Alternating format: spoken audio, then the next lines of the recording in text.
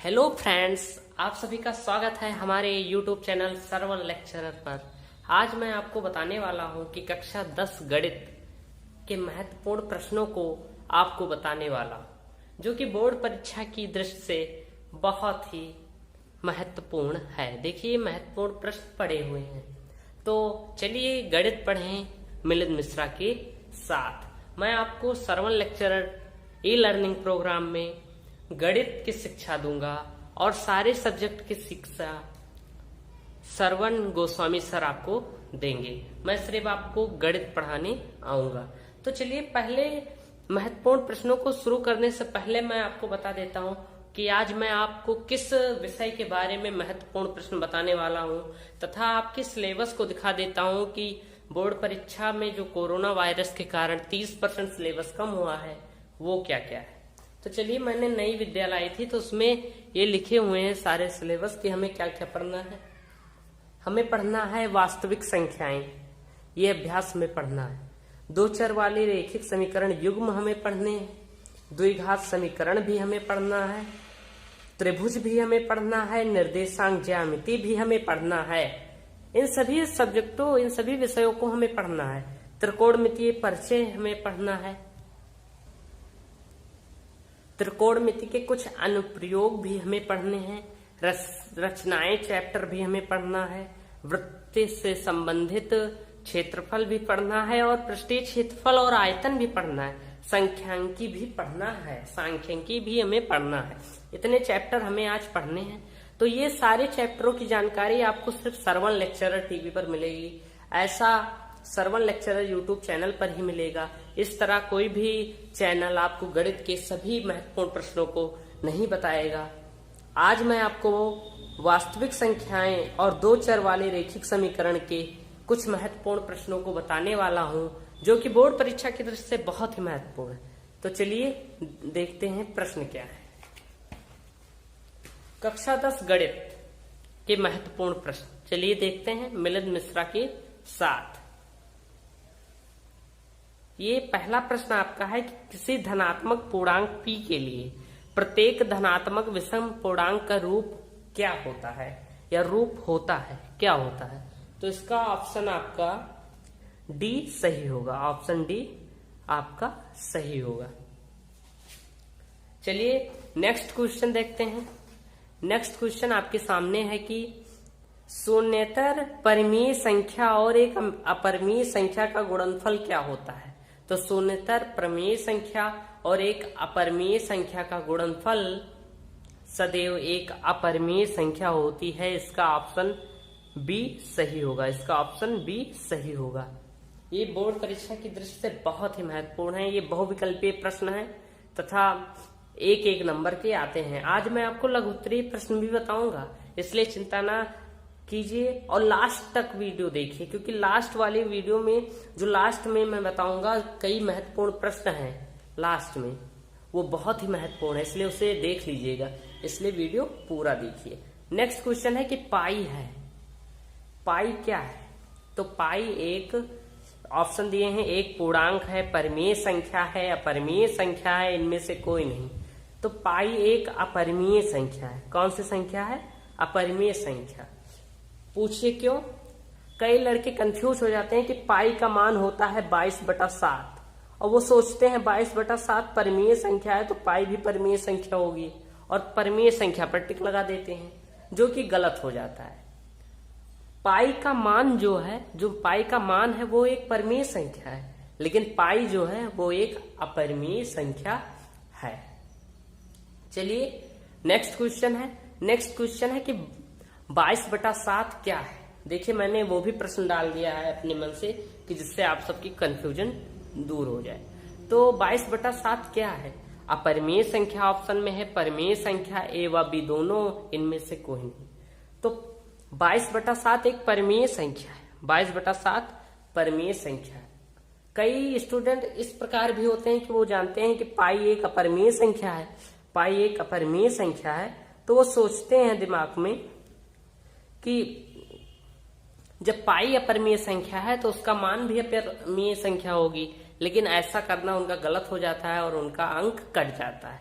इसलिए जब भी बोर्ड परीक्षा में पूछा जाए कि 22/7 क्या है तो आप टिक करेंगे परिमेय संख्या, और यदि पूछा जाए कि पाई क्या है तो ये एक अपरिमेय संख्या है।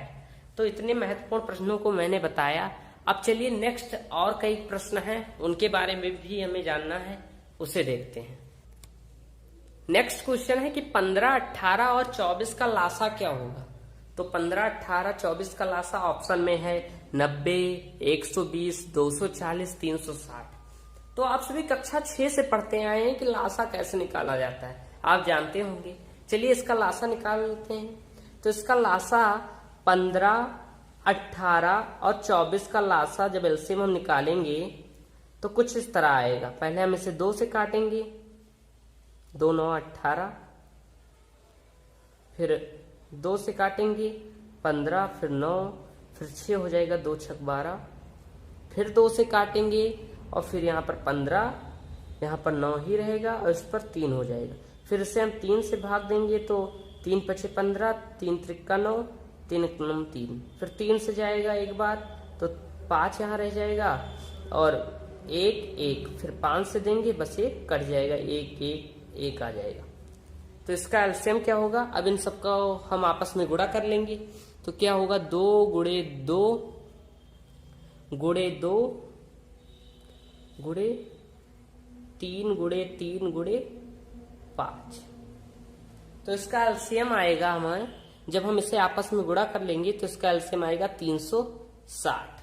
तो हमारा ऑप्शन कौन सा सही होगा, हमारा ऑप्शन डी सही होगा। ऑप्शन डी सही होगा। ये भी एक अंक के प्रश्न इस तरह आते हैं बोर्ड एग्जाम में, ये बहुत ही आसान प्रश्न है, इसलिए इन्हें तो आप हल ही कर लेंगे। चलिए नेक्स्ट क्वेश्चन देखते हैं। नेक्स्ट क्वेश्चन है कि यदि a1/a2 बराबर नहीं है b1/b2 के तब क्या होगा।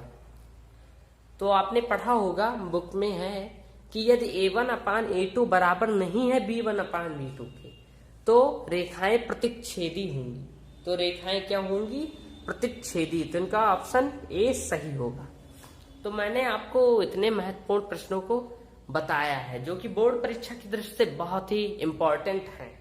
और मेरे और भी कई वीडियो आएंगे गणित की, वीडियो को पूरा देखिए तथा मैं चाहता हूं आप इसमें लगभग 3000 लाइक तक पहुंचाइए इस वीडियो को, तभी हमारा मन लगेगा आपको पढ़ाने में, हमें आपको पढ़ने में भी मजा आएगा और हमें पढ़ाने में भी।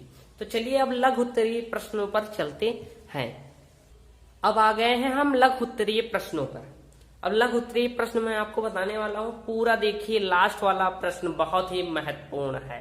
तो चलिए पहले हम जानते हैं कि मैं आपको कुछ थ्योरम बता दूं इसका कि क्या होता है, तब आप उस प्रश्नों को हल कर पाएंगे। जो लोग पढ़ चुके हैं वो दोबारा देख ले, उनका रिवीजन हो जाएगा। तो पहले लघु उत्तरीय प्रश्नों को हल करने से पहले हम कुछ थ्योरम देखेंगे।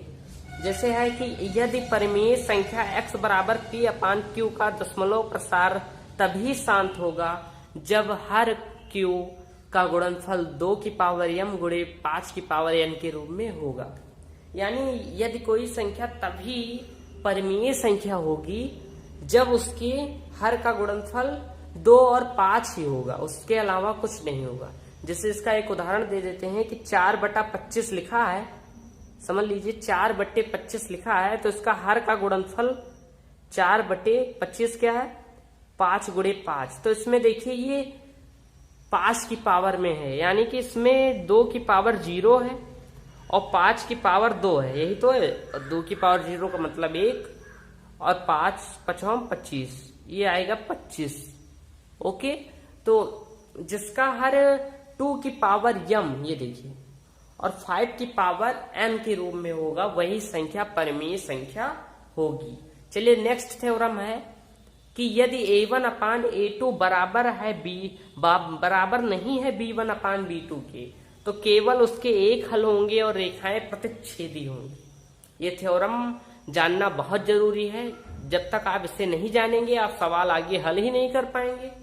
और ऐसी शिक्षा सिर्फ श्रवण लेक्चरर टीवी पर ही उपलब्ध है, इसलिए ज्यादा से ज्यादा लाइक कीजिए, सब्सक्राइब कीजिए तथा अपने दोस्तों में शेयर कीजिए, जिससे हमें भी कुछ लाभ हो।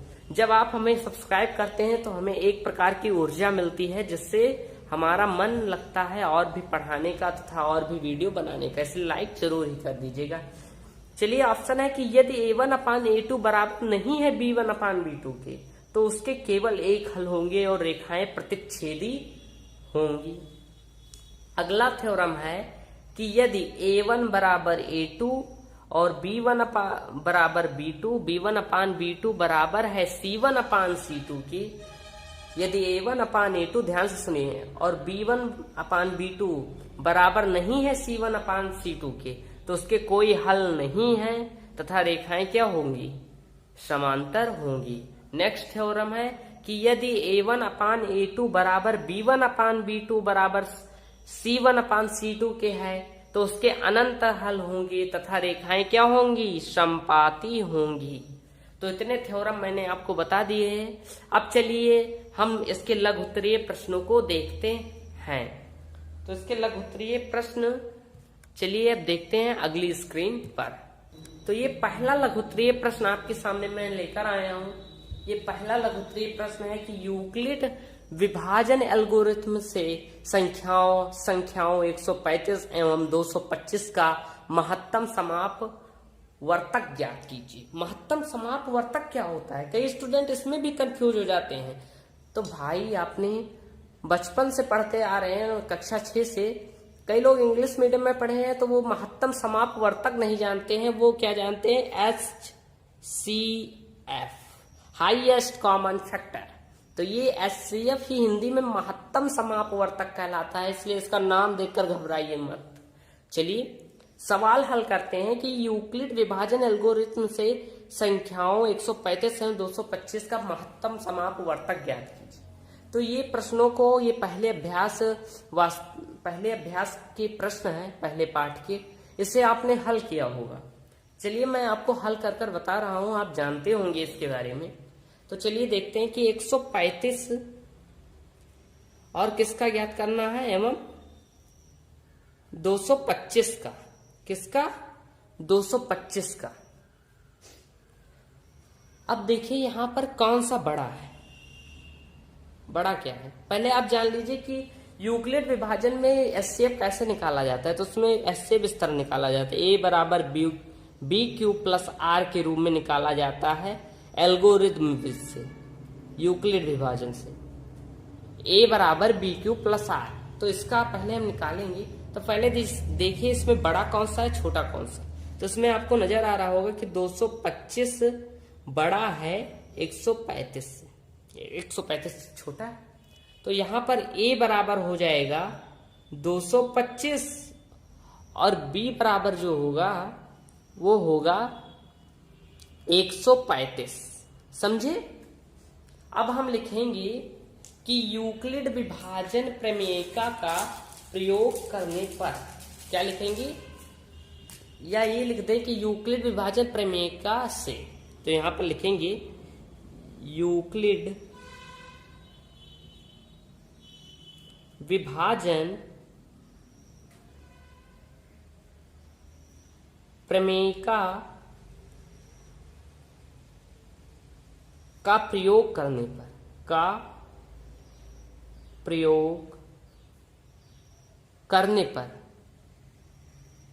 करने पर, तो जिसमें हम इसका प्रयोग करेंगे तो A बराबर 225 है और मैंने आपको बताया कि A बराबर BQ प्लस R के रूप में होते हैं सभी। तो इसी रूप में लिखेंगे तो A का मान A की जगह पर रख देंगे। तो 225 का मान 225 A की जगह पर रख देंगे और बराबर लगा देंगे B की जगह पर क्या लिख देंगे, 135।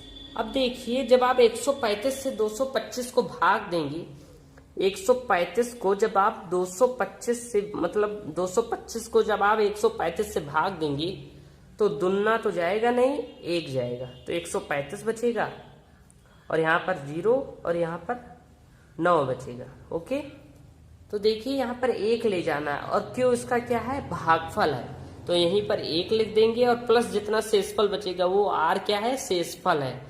इसमें R शेषफल है, क्यों, भागफल है, B भाजक है और ये भाज्य है, समझे। तो यहां पर प्लस 90 हो जाएगा। अब फिर हम लिखेंगे कि भाजक बराबर भाजक क्या है, भाजक है 135 तथा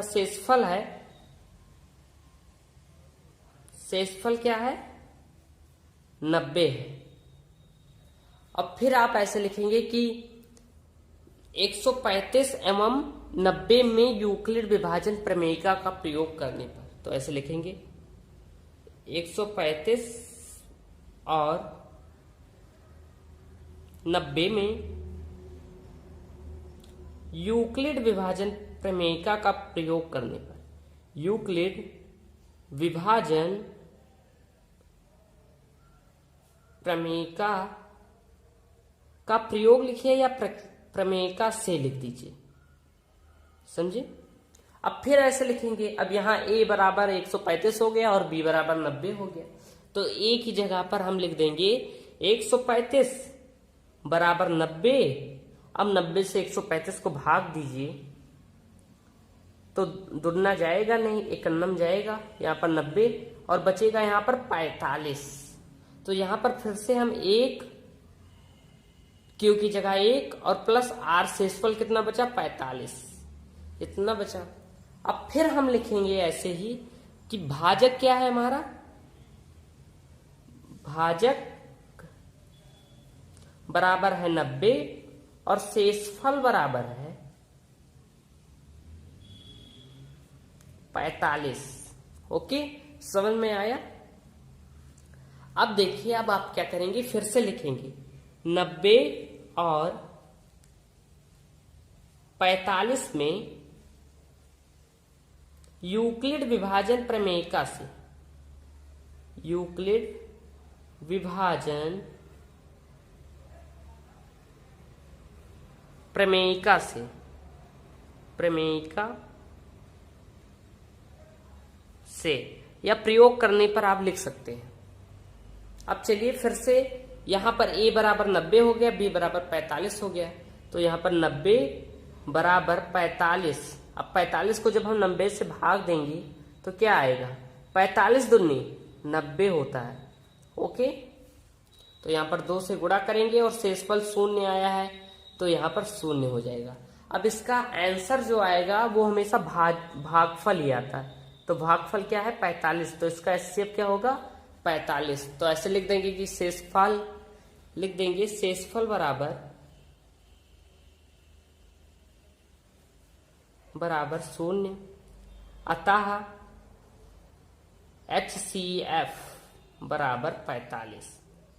यही आपका क्या होगा आंसर होगा। थोड़ा लॉन्ग था क्वेश्चन लेकिन बहुत अच्छा लगा। देखिए, अगर आप इसका स्क्रीनशॉट लेना चाहें तो ले सकते हैं। देखिए, मैं आपको स्क्रीनशॉट लेने के लिए इस क्वेश्चन के हल को ऐसे दे रहा हूं, आप इसका स्क्रीनशॉट ले लीजिए। ओके, अब चलिए नेक्स्ट क्वेश्चन पर चलते हैं। अगला क्वेश्चन भी आपके सामने है, लीजिए। नेक्स्ट क्वेश्चन आपका है कि दूसरा प्रश्न है कि k के किस मान के लिए समीकरण 3x minus Y plus 8 equal to 0 और 6x माइनस के वाई बराबर -16 संपाती रेखाएं निरूपित करते हैं। क्या निरूपित करते हैं, संपाती रेखाएं, संपाती रेखाएं निरूपित करते हैं। तो चलिए इसके प्रश्नों को हम देखते हैं, हल करते हैं। और लास्ट वाला प्रश्न बहुत ही महत्वपूर्ण है, इसलिए वीडियो को पूरा देखिए और लाइक कीजिए। जो प्रश्न ना समझ में आए कमेंट बॉक्स पर लिख दीजिएगा। चलिए, k के किस मान के लिए समीकरण 3x minus Y plus 8 equal to 0 और 6x प्लस के वाई इक्वल टू -16 संपाती रेखाएं होंगी। तो इसका चलिए हल करते हैं। तो पहले हम लिख लेते हैं ये समीकरण क्या है। समीकरण क्या है, समीकरण है कि 3x माइनस वाई, अब ये प्लस इधर है तो इसे इधर कर देते हैं, बराबर -8। इधर प्लस था उधर गया माइनस हो गया। सवाल हल करते समय सिर्फ 2 बातें ध्यान रखनी है कि ये जो है ये अगर बराबर के उस पार है तो बराबर के उस पार दूसरा समीकरण भी हो, अगर इस पार है तो दूसरा भी समीकरण भी ऐसा ही हो। मतलब दोनों की कंडीशन एक तरह होनी चाहिए। अब चलिए नेक्स्ट है, ये आपका पहला समीकरण दिया हुआ है और नेक्स्ट समीकरण है कि 6x माइनस के वाई इक्वल टू माइनस 16 दिया हुआ है। ये आपका दूसरा समीकरण है, ये आपका क्या है, दूसरा समीकरण। अब इसमें कह रहा है के की किस मान के लिए संपाती रेखाएं निरूपित होंगी। संपाती रेखाएं, तो पहले हम इसमें ए बी सी का मान लिख लेते हैं। तो इसमें देखिए a1 क्या है, a1 बराबर 3 है और a2 बराबर क्या है, 6 है। गुणांक x तो गुणांक है, मतलब x का गुणांक 6 है, तो x लिया नहीं जाएगा, ये बीजीय अंक है, 6 लिया जाएगा। अब देखिए b1 बराबर क्या है, ये माइनस में है और जहां कोई भी संख्या नहीं होती वहां आप जानते हैं क्या होता है, 1 होता है, तो ये हो जाएगा -1। और b2 बराबर है -k। अब देखिए c1 बराबर 8 है और c2 बराबर -16 है, तो c1 बराबर -8 ये देखिए और c2 बराबर -16 होगा। अब देखिए आप सोच रहे होंगे कि ये संपाती रेखाएं क्या दे दिया, तो आपको अभी मैंने एक स्थिति बताई है, ये देखिए ये मैंने बताई थी कि संपाती कब होती हैं रेखाएं, जब a1 बराबर a2 बराबर b1 अपान b2 बराबर होगा c1 अपान c2 के, तब उसके अनंत हल होंगे तथा रेखाएं क्या होंगी, संपाती होंगी। तो रेखाएं तब संपाती होती हैं जब a1 अपान a2 बराबर b1 अपान b2 बराबर c1 अपान c2 के होगा। तो चलिए इसमें देख लेते हैं, इसमें आप यही कंडीशन लिख दीजिए कि इसकी कंडीशन होगी a1 अपान a2 बराबर होगा b1 अपान b2 के और बराबर होगा c1 अपान c2 के, यही इसकी कंडीशन बनेगी। अब चलिए इसे हल करते हैं।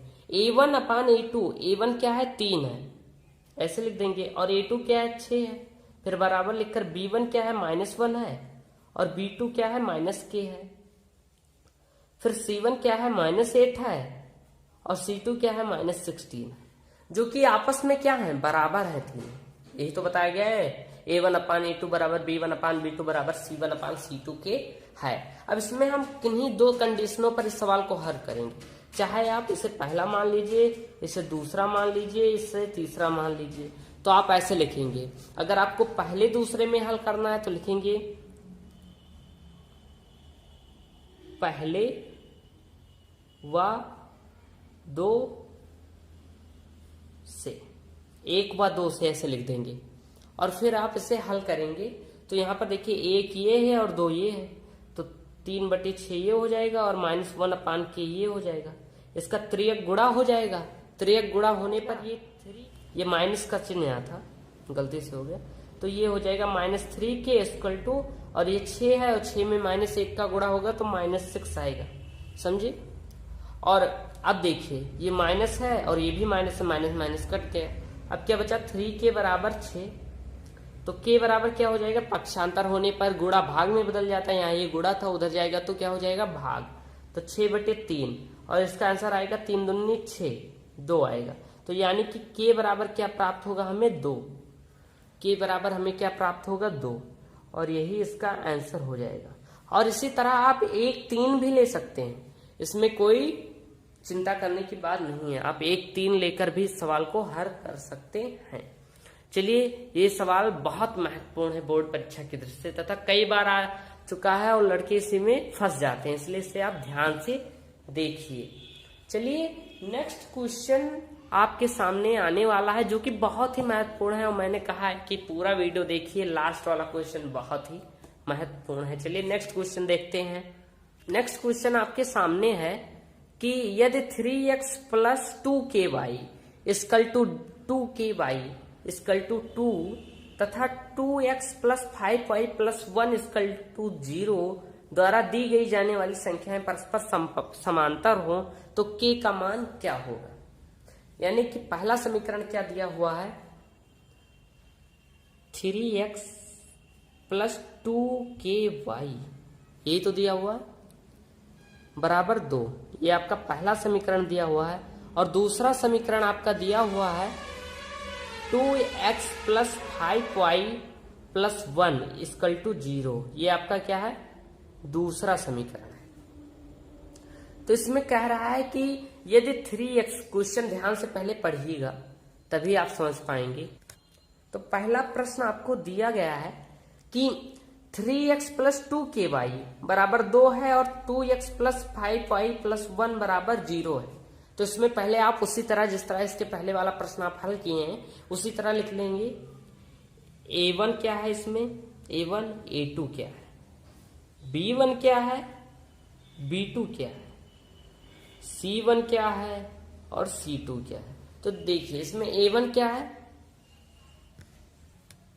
इसमें a1 क्या है, a1 देखिए 3 है और a2 क्या है, 2 है।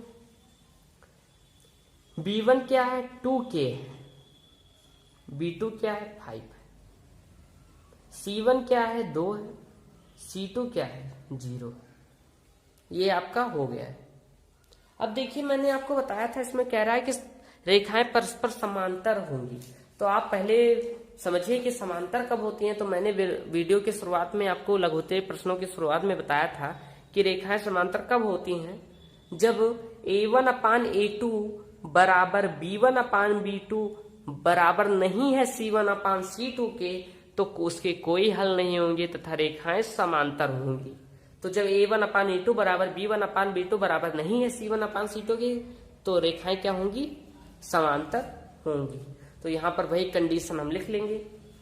कंडीशन वही है कि a1 अपान a2 बराबर है b1 अपान b2 के, बराबर नहीं है c1 अपान c2 के। तो इसमें देखिए जब बराबर नहीं है c1 अपान c2 के, तो ये कंडीशन से हमारा सवाल नहीं हल होगा। सिर्फ हमें हल करना है a1 अपान a2 बराबर b1 अपान b2 के। तो देखिए a1 क्या है, 3 ये, और a2 क्या है, 2, और बराबर b1 क्या है, 2k, और b2 क्या है, 5। अब इसे हल कीजिए, 3 गुणा करा दीजिए आपस में। ये 5 कहीं पहले, ये 2 दुनाई 4k हो गया, और 5 कहीं 15 हो गया। ओके, अब इधर ये गुणा था, जब इसे पक्षांतर किया तो k बराबर 15/4 हो गया। क्या हो गया, 15/4। और ये आपका आंसर आ गया। ये आपका क्या आ गया, आंसर। ये बहुत ही महत्वपूर्ण प्रश्न है बोर्ड परीक्षा की दृष्टि से। ये लगभग 3 नंबर का प्रश्न आता है आपकी बोर्ड परीक्षा में, इसलिए इसे अच्छे से पढ़िएगा। और बस इतना ही कहना चाहूंगा कि हम लोग इतनी मेहनत से पढ़ाते हैं आपको, तो आप लाइक और सब्सक्राइब जरूर कर दीजिए तथा अपने दोस्तों में अच्छे से शेयर कीजिए। और बोर्ड परीक्षा आ रही है तो दिमाग पर डोज ना दीजिए, ध्यान से पढ़िए, ज्यादा डोज देकर ना पढ़िए, फ्री माइंड होकर पढ़िए। और हमारे पूरे वीडियो को देखिएगा और आने वाले जितने वीडियो भी हैं उतने भी देखिए, अपने दोस्तों में शेयर कीजिए। हम आपके पास हमेशा महत्वपूर्ण प्रश्नों को तथा कई और वीडियो आने वाले, त्रिकोणमिति, इन सब पर भी वीडियो बनेगा, इसलिए चिंता ना कीजिए। आप सिर्फ Sarvan lecturer e learning program से पढ़ेंगे तो आपके अधिकतर मतलब आप 85% के ऊपर अंक लेकर आएंगे। कितना, 85%। 85% आप पा जाएंगे। अगर आप सर्वन लेक्चरर टीवी से पढ़ते हैं तो आपको 85% अंक मिल जाएगा। और गणित की क्लास अब हर दूसरे दिन आपके पास पहुंची रहेगी, आप चलेगी, और आप पढ़िए ध्यान से। 85% अंक से ज्यादा अंक लाइए तथा अच्छे अंक प्राप्त कर हमें बताइए। जो विद्यार्थी हमारे सर्वन लेक्चरर टीवी से अच्छा अंक लाएगा उसका नाम हमारे वीडियो में लिया जाएगा। तो बोर्ड परीक्षा में आप, हमारी कामना यही रहेगी कि आप अच्छा से अच्छा अंक प्राप्त करें तथा सर्वन लेक्चरर और अपने विद्यालय, अपने जिले और उत्तर प्रदेश का नाम रोशन करें। और